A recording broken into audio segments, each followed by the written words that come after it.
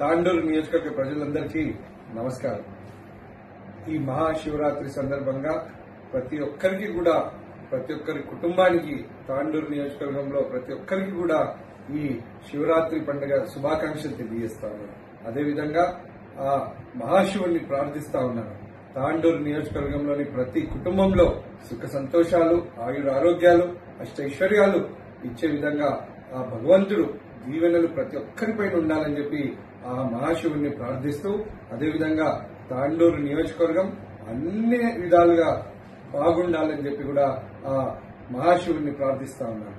అదేవిధంగా ఈరోజు కొన్ని మీడియా ఛానళ్లలో ఏవేవో వార్తలు ప్రచురించడం జరిగింది.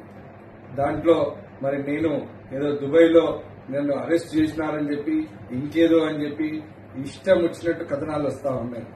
దీంట్లో ఏ మాత్రం కూడా వాస్తవం లేదు అని చెప్పి నేను తెలియజేస్తా ఉన్నాను.